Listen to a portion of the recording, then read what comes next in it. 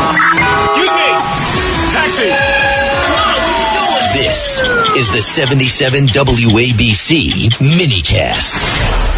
And joining us now is KT McFarland, former Deputy National Security Advisor under President Trump. KT, my goodness, where do you think things are headed, of course, against Iran? And now we got all these NATO countries who are saying they don't want to help. France is saying until the bombs stop flying, we're not going to help. In other words, thanks, but no thanks. You know, first of all, it's been an extraordinarily successful campaign. The first phase of it was to take out the offensive weapons, command and control, the senior leadership, the nuclear sites, the missile sites, the drone sites. And that's gone very, very well. The second part of it is to take out their industrial base. And that has also gone on. So these are the factories where they make the bombs, where they make the drones, where they make the missiles. And that's been very successful. And then as we go along, increasingly taking out senior leadership, the head of intelligence, the supreme leader, potentially even the number 2 supreme leader, the guy who they just appointed last week. We're working our way down the target list. Now, the one problem that remains, well, there are 2 problems that remain, but one is the open Strait of Hormuz, and as you refer to our NATO allies, and then the other is what happens next. Is there a follow-on government that we can work with? Is it a new government? Is it some version of the old government? But is it somebody that we can work with? Well, now that's the big question. First of all, now the Strait of Hormuz, we sent a big 5,000-pound missile and bomb that came all the way right by the Strait of Hormuz. Clearly, President Trump wants to have that opened up. What do we do also with all these other NATO allies who won't even send a minesweeping ship? I mean, UK Keir Starmer has been completely what a disgrace, I think, KT. I mean, I'm thinking Winston Churchill and Margaret Thatcher must be like, this is one of ours? Yeah, you know, here's the thing. We've known forever. I mean, going back to the Reagan administration, I was in the Reagan administration when Iran tried to block the Strait of Hormuz. This is not something new, and we were prepared for it. It just wasn't first on our target list. It is something we prepared for, we planned for. When the European allies and other allies have said, well, America, this is your fault. You didn't anticipate it. Now the Strait of Hormuz seems to be a problem. This really affects us, our economy, our energy. I would say back to them, hey, wait a minute, guys. The Strait of Hormuz is for trade that is going to, seabound trade that is going from Europe to the Middle East to Asia. It's not our stuff. These are not our vessels. This is not our oil. This is your stuff. And you've never been able to protect it. Now you expect us to protect you. And when you make this false excuse of, well, Iran never would have done this if America hadn't done this war. Well, you know, Iran's always had the capability. Iran's always had the capability to blackmail everybody. And what I find appalling is that the Europeans, who are basically deindustrialized and disarmed, that they now expect us to come and deal with it and make it all right so that they, who refuse to pay for their own defense, are going to be the beneficiaries of ours. You know, KT, one of the big things today everybody's talking about is this Joe Kent guy.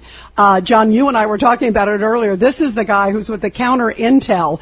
And he said that he's leaving. He resigned because he said he didn't feel there was an imminent threat. And then yet you hear from the House Speaker. You've heard from many members of Congress in the Gang of Eight. You've heard also from President Trump. I mean, I'm sorry. I guess it's like, who do you trust, President Trump or this guy?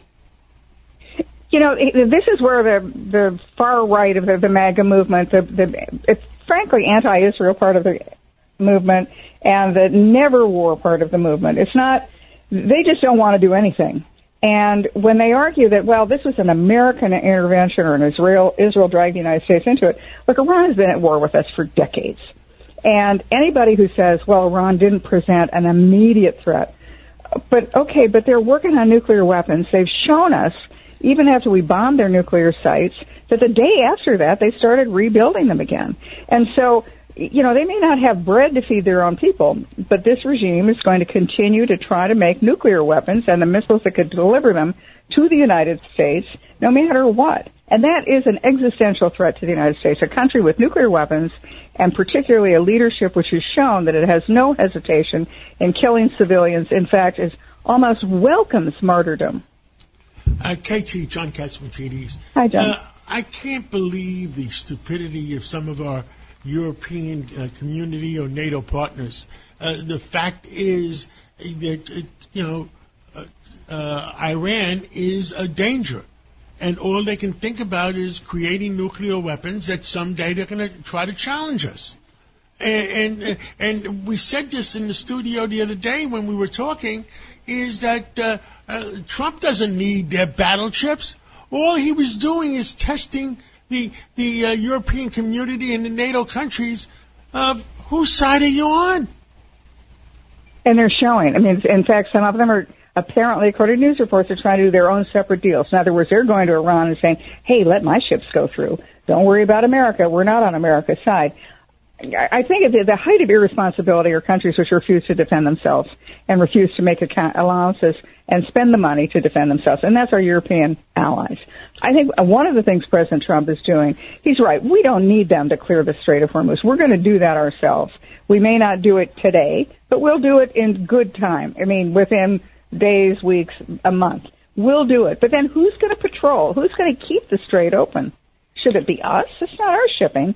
I think part of this was to get the Europeans to say, okay, America, we'll join with you. The strait will be open, and then we will take responsibility for our own guarantees of this vital shipping lane for us.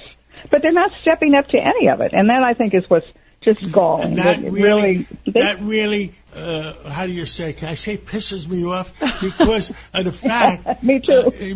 Because of the fact that whom do you trust? Do you trust your partners, the United States of America, or do you trust Putin, or do you trust the Iranians? And we saved their butt in World War II, et cetera, et cetera, et cetera, and they don't appreciate it, and that just annoys me. KT, thank you for coming on, and let's stay in touch because, I just got it off my chest. You know how I feel. I'm agreeing. I'm totally agreeing. KT, we love you. Thank you. We love you, KT. Thank you. Thank you.